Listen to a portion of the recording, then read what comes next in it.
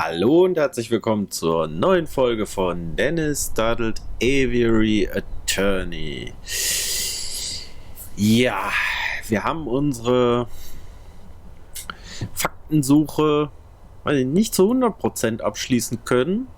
So der Anschein zumindest. Mal schauen, ob uns das jetzt vor Gericht um die Ohren fliegt. Ab ins Gericht.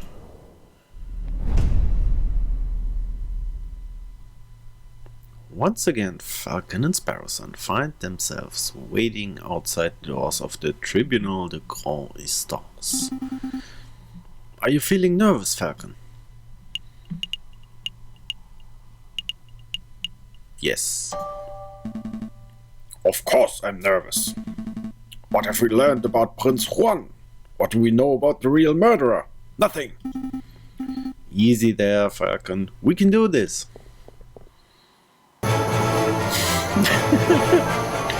Senor Falcon, I trust everything is in order? Absolutely. I have every intention of bringing the truth to light in this trial. Ah, such confidence. That's magnificent to see. And bring the truth to light, you say, when Admiral go. No more jousting at imaginary giants. All of you, cease your yammering. The door's opening. Here we go. Buena suerte, Senor Falcon. We will. Are we ready?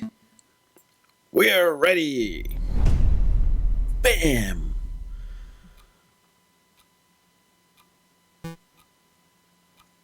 JJ. Severin. Nervous? Why would I be nervous? I'm not nervous. I'm as calm as a cuckoo. You're the nervous one. This whole courtroom is nervous. Whoa, cool your feathers, Falcon. Terrible. Can't even maintain a stoic facade. I thought this trial would be the perfect opportunity for you to redeem your previous embarrassments. But if this is how you act before the trial has even started... Why, you pompous-tailed posture perfect... Order.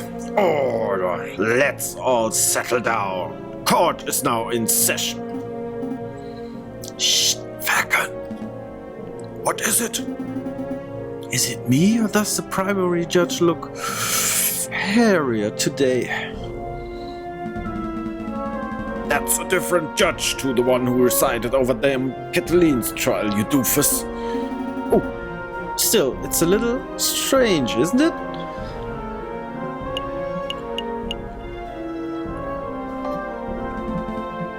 It is a little, I suppose.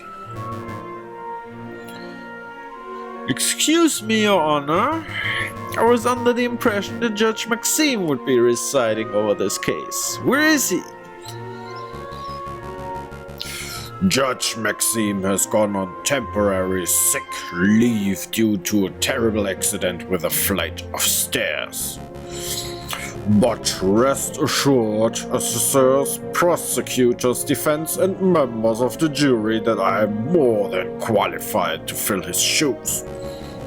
Without further ado, let's get this show on the way.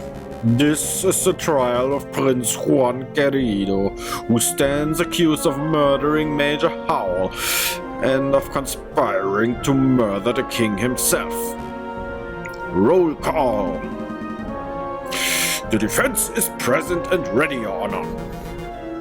The prosecution is ready, Your Honor. Good, very good. I expect this to be a nice, speedy trial. I don't want to see this dragged out by technicalities and bureaucracy. Well said, Your Honor. I expect that. Once the court sees the overwhelming evidence, this trial will be over in 5 minutes. 5 minutes? He's just messing with your head, Falcon. Keep it together. So we're all on the same page? Excellent. Prosecutor, please call your first witness to the stand. Very well. I call the police officer who investigated the crime scene. I call upon Inspector Gist Volerti. Step up to the stand, Inspector, and recite the oath. I swear to speak without hatred and without fear, to tell the whole truth and nothing but the truth. Please recite your name and occupation for the court record. My name is Inspector Gist Volerti. I'm a servant to the law, a scourge of the gutter rats. That will do, Inspector. We've all heard your monologue before. Whoa, Cocorico really is going for a speed record, isn't he? Now, can you tell us what you witnessed on the morning of the 7th January? Of course. At 10 o'clock in the morning, I was called to the Louvre's Grand Gallery by one of the King's Royal Guards. Did he just say o'clock? There I saw Prince Juan, King Louis Philippe, the corpse of Major Howell with a rose in hand, and around 24 citizens. The citizens and the king himself all attest to seeing Major Howell taking the rose from Prince Juan's hand and then promptly dropping dead. And what did the morgue uncover upon examination of the corpse? The coroner determined with absolute certainty that Major Howell died of poisoning. Aside from a prick upon the finger, there was no sign of external harm to Major Howell's body. Therefore, the poisoned rose must have been the cause of death. Putting the pieces together, that does seem very implicative of the prince. I have no further questions. Damn. I was hoping that the coroner's report would determine that the guy died from a freak heart attack or something. That would make for a particularly speedy trial, wouldn't it? But no, we aren't so lucky. Something else must be amiss in the old bird's testimony. Right, I'll tear it apart. Your Honor, I wish to cross-examine the witness. Falcon, wasn't it? Don't waste the court's time. A high-ranking police officer would never lie on the witness stand. I wouldn't accuse the inspector of lying. I just want to make sure that every base is properly covered. This sounds like pointless nitpicking to me, but I'll allow it for now. Go on, Falcon, do your cross-examination. So, 10 o'clock in the morning. Oh God, Grand Gallery, oh God, there is Prince Juan, King Louis, in the corpse of Major Howell with a rose in the hand, and around 24 citizens. Oh, Corona determined the amount of poisoning. Inspector, you say that the coroner determined with certainty that Major Howell was killed by poison. Correct, she stated the signs and symptoms were textbook. There is no possibility that his death was natural.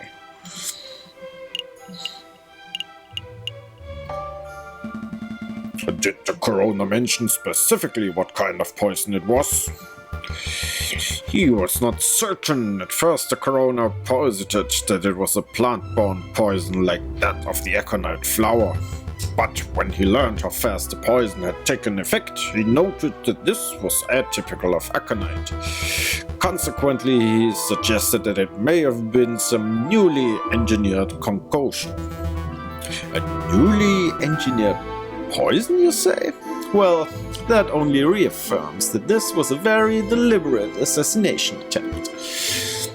Indeed. Do you have another question about the poison?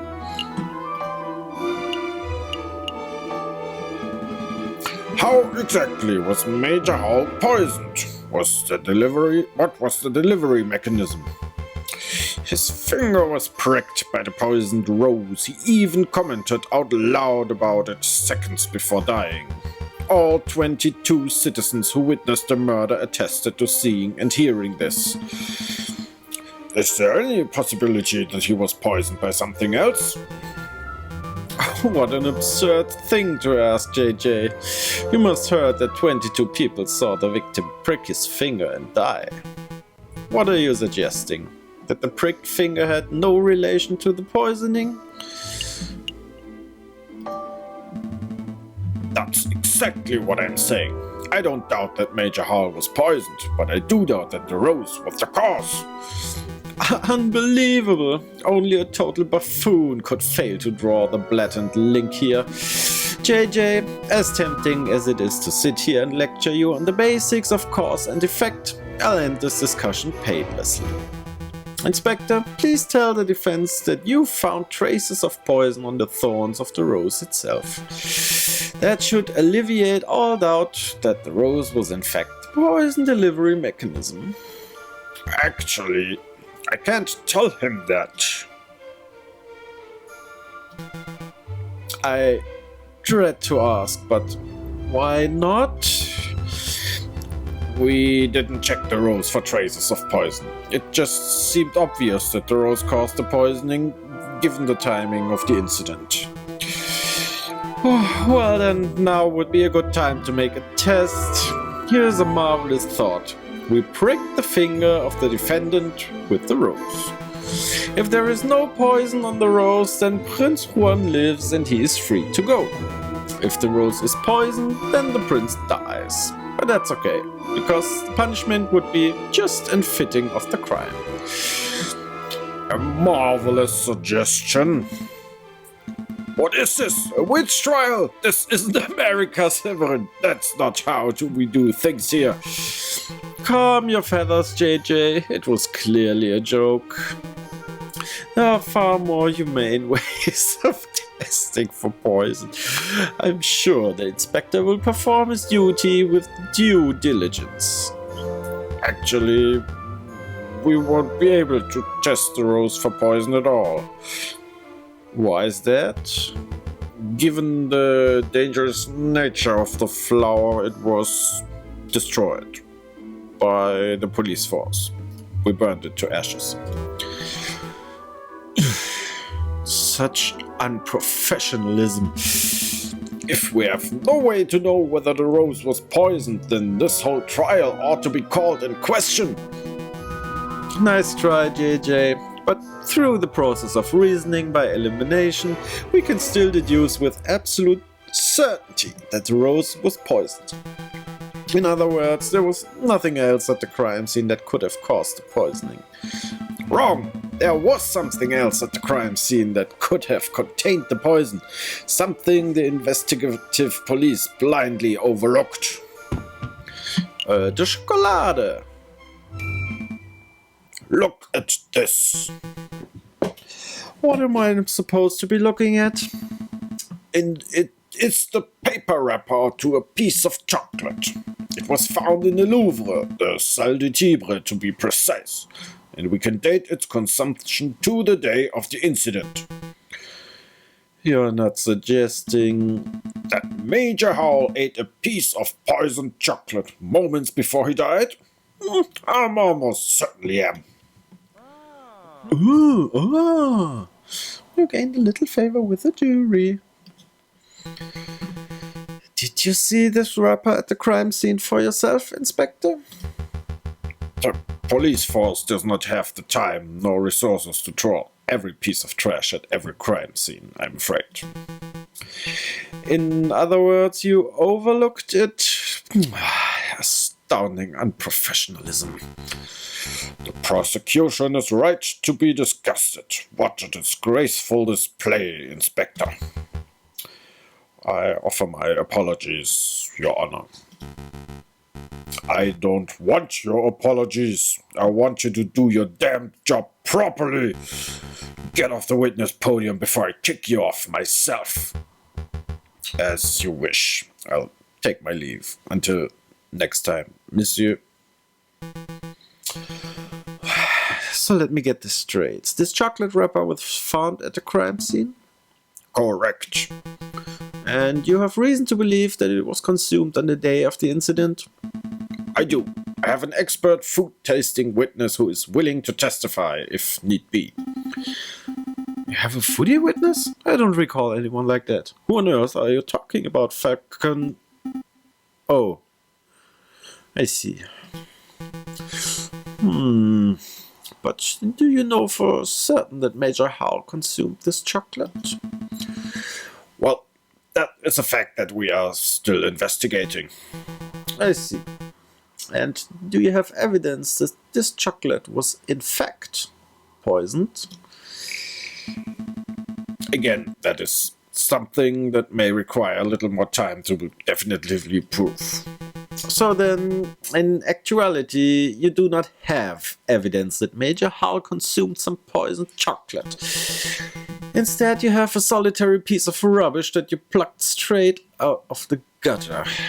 That's weak, even for you, JJ.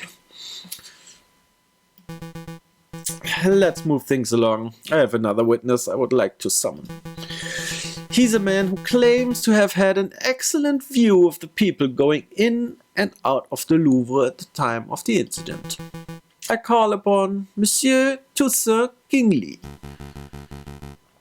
Could the witness please approach the stand and recite the oath? Hello. Alright, the oath.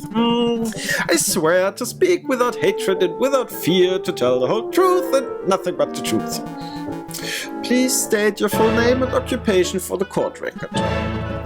My name is Toussaint Kingley and I'm a person who fishes. A person who fishes? So you're a fisherman?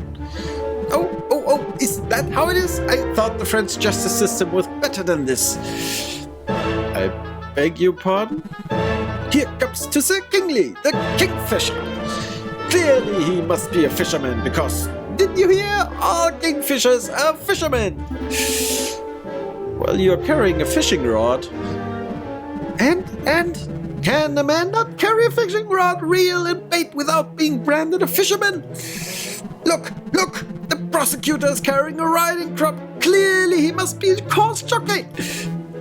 Oh, for pity's sake. Oh, fine. We can list your occupation as person who fishes and not fisherman. Thank you. Actually, why do you carry a riding crop, Seville? I've never seen you ride a horse. I don't know, JJ. Why do you, a 30-something-year-old with no health problems, carry a cane? This is veering quite far off the course. Could the prosecution please get back to his questions? Of course, Your Honor. Monsieur Kingley, is it true that you were nearby the Louvre at the time of the incident? Yes, I was sitting upon the railing of the Pont d'Arc. This is yeah, here. Yep. Toll. The Pont des Arts, that's the new bridge that just stone's throw from the Louvre's south entrance, correct? That's right. And what were you doing at the time of the incident? I was fishing. Kingfishers. Am I right, Falcon? So, you would have had plenty of opportunity to see the people who entered and exited the palace. Can you tell us who you saw? Well, the Louvre is a busy place. Naturally, I saw a lot of people. But at 9 a.m., I saw the king, Louis Philippe himself, enter the building. He was surrounded by his entourage, of course. Then, around 9:30 a.m., I saw this shifty-looking fox lurking around the entrance. Your Honor, I object to the witness' use of the term shifty-looking. It's a vague and biased description. No, really, he looked super shifty. I saw him rubbing his paws and cackling gleefully. And then I saw him take out a rose and carefully rub the stem. Rub the stem of the rose, you say? As if he were applying something to the flower, perhaps? Well, monsieur, I really shouldn't speculate. Of course, it was wrong of me to ask such a leading question. But yeah, it definitely looked like he was putting some sort of powder on the stem. Wow! Even I wasn't expecting such a bold admission. Members of the court, it sounds like what we have here is a direct witnessing of the defendant readying the murder weapon. The defense claims that the rose was never poisoned, and yet here we have a man who saw the poison with his own eyes. I smell perjury. You do? No question. He saw a shifty-looking criminal readying poison and cackling near the scene of the crime? That's not believable at all. I think you might be right. I wonder if I have any evidence that calls Toussaint's story into doubt. Your Honor, I would like to cross-examine the witness. Really? This nonsense again? You just heard the witness directly describe your client readying poison on a rose. What is there to question? I'm just trying to uncover the truth, Your Honor. Fine. Do your thing. Go on fucking and make a fool out of yourself. Select a statement to question. Sitting upon the ponder at... Oh, kann ich mein... Ich kann mein Kram, ja. Lass mal kicken. Okay. Gilt as... ja, Pompous. Ja, da. As one who works at Flowers, I don't know what's she hiding. Ist das... Achso. Ja.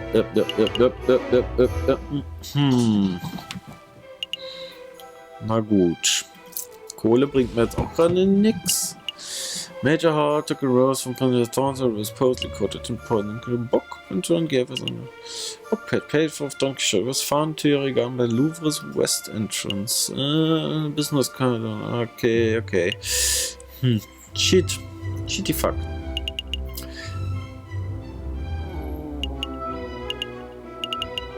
Nun gut.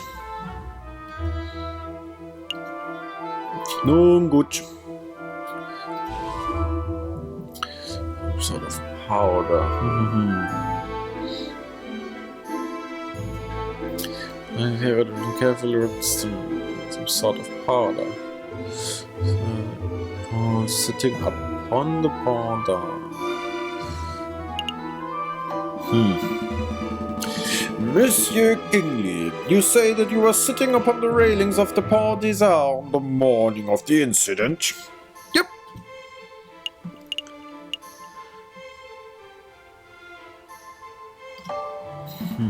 Monsieur Kingley, you had a good view of the Louvre's south entrance, didn't you? Yep. The Port des Arts is a great vantage point for seeing the Grand Galerie's south side. What about the other entrances? The other entrances? You mean like if you were entering from Tuileries Garden or the Place du Carrousel?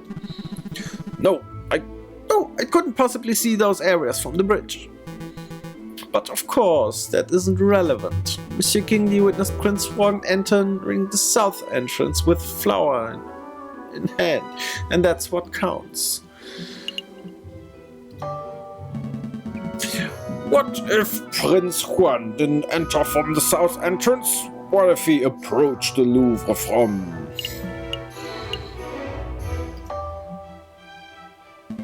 Tuileries Gardens to the west? That's a big what if. Do you have any evidence that Prince Juan entered the Louvre from Tuileries Gardens?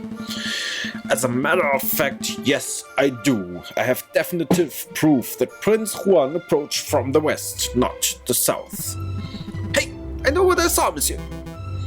I'm doubtful too. Go on, JJ, show us this definitive proof that Prince Juan entered from the Louvre from Tuileries Gardens. Look at this. Book page. Page 44 of Don Quixote, specifically. It was found just outside the Louvre's west entrance. This proves nothing. I'm not done yet. Take a look at this. Don Quixote. This is the book Prince Juan has been reading in jail since his arrest. I believe he has had it on his person for some time. And yes, page 44 is missing. That was the first thing I checked. You do realize what this means, don't you, Severin? The defendant was present in Tuileries Gardens prior to entering the Louvre. This also means that, in all likelihood, the defendant entered the Louvre from the west entrance, not the south. He could not possibly have been seen by Monsieur Kingsley from the Port des Arts. What? I know what I saw, monsieur. A fine theory, Falcon, but maybe the defendant took the long way around. One can still travel from Tuileries to the Louvre south entrance by walking along the river. An extra 2 kilometers of walking just to enjoy the pre-murder scenery. Let's not say silly things, Cocorico. Okay. Maybe the defendant deliberately left the page there to mislead the investigation?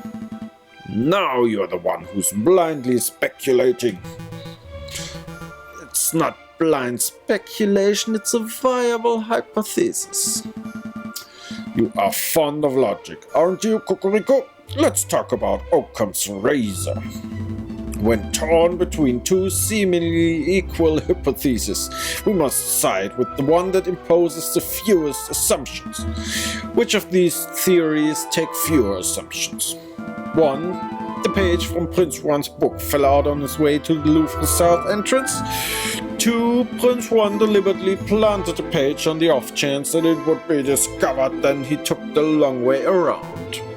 How dare you! The nerve of you to lecture me on such basic philosophical concepts!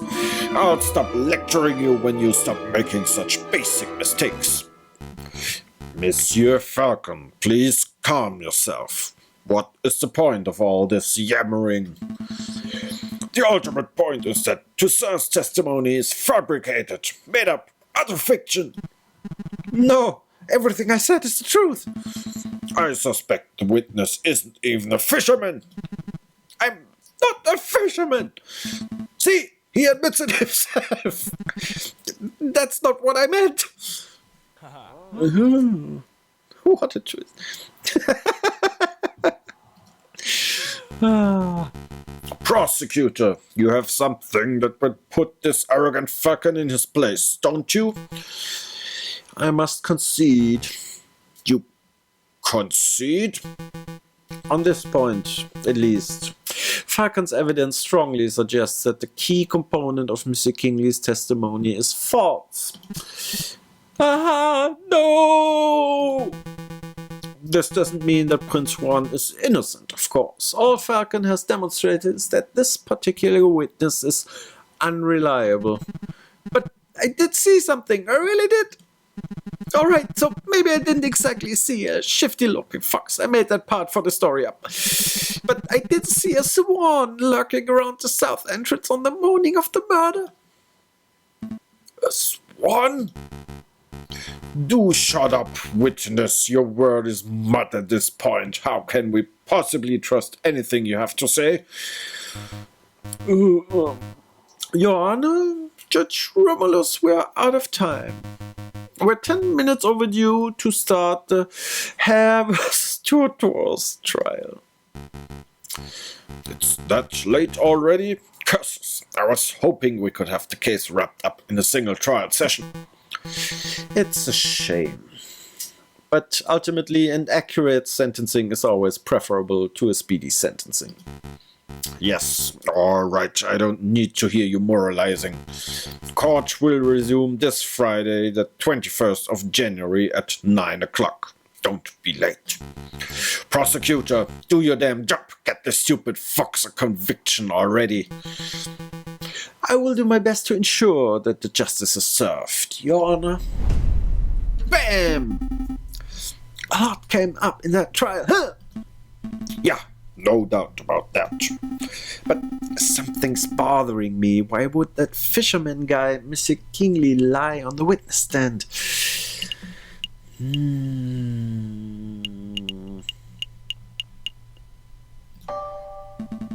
Well, it's possible that he was cursed or bribed. That's just what I was thinking. Maybe the real murderer threatened the fisherman into making up a story about Prince Juan. Let's keep an open mind. Anything is possible at this stage. But to be perfectly honest, something else is bothering me about the trial.